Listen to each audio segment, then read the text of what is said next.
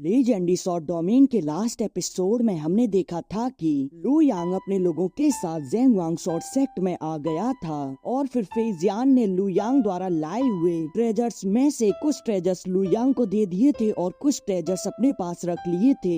और फिर लू यांग कुछ ही समय में ब्रेक थ्रू करके 7th लेवल का हेवनली गॉड बन गया था। लू यांग ट्रेनिंग रूम से बाहर आ रहा था, तभी उसे एक व्यक्ति मिला था। वह लू यांग को इनर सेक्ट में ज्वाइन होने के लिए बधाई दे रहा था। लेजेंडरी शॉर्ट डोमेन के एपिसोड 119 में हम देखते हैं लू यांग उस लड़के से कहता है कि तुम कड़ी ट्रेनिंग करो, भविष्य में तुम भी इनर सेक्ट में ज्वाइन हो पाओगे। यह सुनकर वह लड़का कहता है कि ठीक है, और अब वह वहाँ से कड़ी ट्रेनिंग के लिए चला जाता है। अब वहाँ फे यू आते हैं। वह कहते हैं कि तुम तो कुछ ही दशकों पहले मेरे हॉल में शामिल हुए थे, तुम्हारी पावर तो काफी तेजी से इम्प्रूव हो रही है, अब तो मैं भी तुम्हारा मुकाबला नहीं कर सकता। लू यांग कहता है कि ऑल मास्टर, आप तो अत्यधिक विनम्र हैं, परंतु मुझे नहीं पता कि आप यहाँ क्यों आए हैं। पर ये फे यू कहते हैं कि तुमसे सेक्ट लीडर मिलना चाहते हैं। अब हम थोड़ी देर बाद देखते हैं लू यांग सेक्ट लीडर के सामने खड़ा होता है। सेक्ट लीडर लू यांग से कहते हैं कि सेक्ट ने निर्णय लिया है कि तुम हेवनली चिल्ड्रन के कंपटीशन में पार्टिसिपेट करो।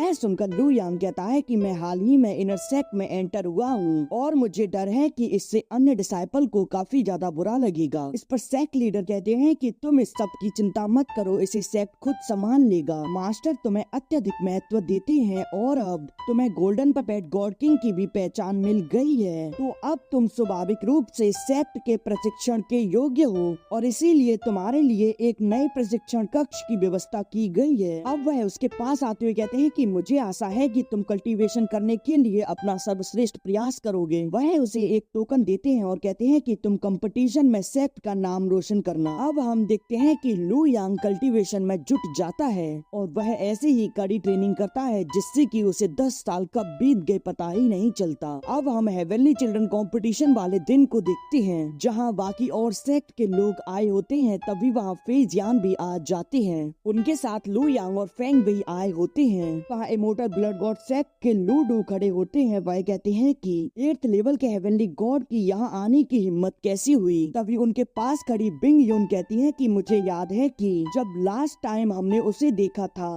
तब वह 6 लेवल का हेवनली गॉड था और पिछले दशकों में वह 2 लेवल को ब्रेक थ्रू कर गया है। और लॉर्ड ल्यू, यहाँ तक कि आप भी अभी तक ऐसा नहीं कर पाए हैं। और फेजियान लू यांग को एक जगह ले जाते हैं जहाँ काफी बड़ा स्टोन होता है। उस स्टोन की तरफ इशारा करते हुए कहती है कि यह रैंकिंग लिस्ट है और लास्ट सीजन के टॉप 10 हेवनली चिल्ड्रन इमोर्टल स्तर पर पहुँच गए हैं। और अब वह लू यांग का उत्साह बढ़ाते हुए कहती है कि अब प्रतियोगिता में अपनी प्रतिभा दिखाने की हमारी बारी है।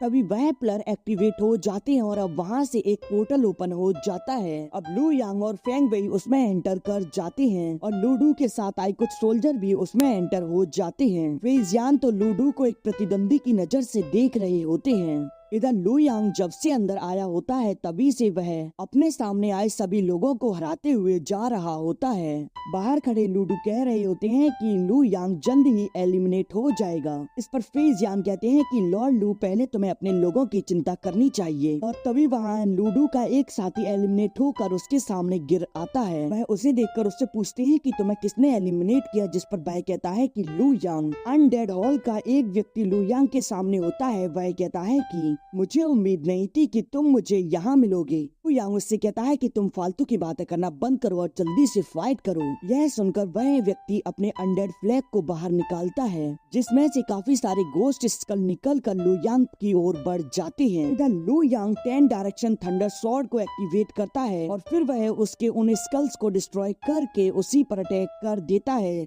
अनडेड हॉल का व्यक्ति अपने चारों ओर एक सील बनाता है, परंतु लू यांग उस सील को क्रैक करके उसे हरा देता है। यह देखकर वह व्यक्ति कहता है कि यह कैसे संभव है, उसने मुझे कैसे हरा दिया। अब लू यांग वहाँ से अगले अपोनेंट को ढूंढने के लिए चला जाता है। अगले प्रतिद्वंदी के रूप में उसके सामने फेंग वेई आ जाती है, जो कि पहले से ही काफी ज्यादा घायल होती है। फेंग वेई लू यांग से कहती है कि मैं तो तुमसे बहुत पहले से ही एक फाइट करना चाहती थी, परंतु मुझे उम्मीद नहीं थी कि वह फाइट हम यहाँ करेंगे। लू यांग कहता है कि सीनियर, आप पहले से ही काफी ज्यादा इंजर्ड हो, तो आप अपने सबसे स्ट्रॉन्गेस्ट मूव का उपयोग करना। यह सुनकर फैंग भी कहती है कि ठीक है, और अब वह वहाँ सोल कैंकलर टेक्निक का इस्तेमाल करने लगती है। यह देखकर लू यांग कहता है कि मुझे उम्मीद नहीं थी कि आप इस मूव का उपयोग करोगी, परंतु पिछले 2 दशकों में मैंने प्रगति की है। अब वहाँ मो ये रिप्लिकेशन शॉट टेक्निक का उपयोग करता है, जो कि फेंग बी के अटैक को डिस्ट्रॉय कर देती है, और अब लू यांग उसकी गर्दन पर अपनी स्वॉर्ड को रख देता है। फेंग बी कहती है कि ठीक है, मैं हार मानती हूँ। ऐसा सुनकर लू यांग भी वहाँ से टेलीपोर्ट हो जाता है। वही उससे कहती है कि तुम्हें जीतना ही होगा। इधर लू यांग यान लान के सामने खड़ा होता है। उसे देखकर यान लान कहती है कि तुम्हें तो फेरी वेस्टलैंड हॉल में शामिल हो जाना चाहिए। लू यांग कहता है कि आपने अतीत में मुझे प्रोटेक्ट किया है, इसीलिए मैं आपका आभारी हूँ। अब चलो हम फाइट करते हैं। यह सुनकर यान लान भी अपने वेपन को बाहर निकाल लेती है, और अब उन दोनों के बीच फाइट स्टार्ट हो जाती है। अब बाहर खड़ी एक लेडी वहाँ एक मिरर को बनाकर लू यांग और यान लान की फाइट को देखते हुए कहती है कि इसके पास तो एक इमोर्टल शॉट टेक्निक है, किंतु वह तो एक 8वें स्तर का हेवनली गॉड है,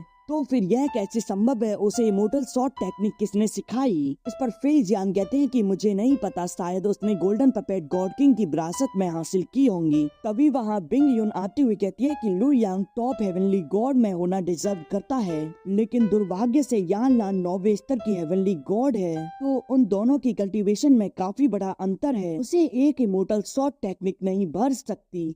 इधर लू यांग अपनी एक और इमोर्टल स्वॉर्ड को बाहर निकालता है, और अब वह यान लान के अटैक को डिस्ट्रॉय कर देता है। उसे देखकर यान लान कहती है कि तुम एक समय में 2 इमोर्टल शॉट टेक्निक को यूज कर सकते हो। तो यान कहता है कि इससे भी अधिक, और अब वह अपनी प्रोमोडियल स्पिरिट को बाहर निकालकर उससे उस पर अटैक कर देता है। यान लान सील बनाकर उसके अटैक को रोकने की कोशिश करती है, परंतु वह वहाँ हार जाती है। यह देखकर विंग यून फेजियान से कहती है, ज़ेंग वांग शॉर्ट सेक्ट को बधाई हो, लू यांग ने एक सीट हासिल कर ली। वहीं खड़ा लूडो यह सब कुछ सुन और देख रहा होता है। इधर फेजियान सोच में पड़ जाते हैं कि लू के पास कई इमोर्टल टेक्निक हैं, तो फिर उसका भविष्य लिमिटलेस है, परंतु जो यहाँ आगे बढ़ता है उसे वहीं दबा दिया जाता है। मुझे डर है कि एक दिन ज़ेंग वांग शॉर्ट सेक्ट भी उसकी रक्षा नहीं कर पाएगा। अब लू यांग एक जगह टेलीपोर्ट हो जाता है, वहाँ उसी के साथ और भी लोग टेलीपोर्ट हो रहे होते हैं। लू यांग उस जगह को देखकर कहता है कि यह तो ओरिजिन ग्राउंड है, और मैंने जिन ओरिजिन डिवाइन स्टोन के बारे में सुना था वह मुझे यहाँ कहाँ मिलेंगे। तभी उसके सामने सुई हान टेलीपोर्ट होती है, जिसे देखकर लू यांग तो काफी ज्यादा आश्चर्यचकित होता है। वह कहता है कि सुई हान, और बस इसके आगे की कहानी अगले एपिसोड में।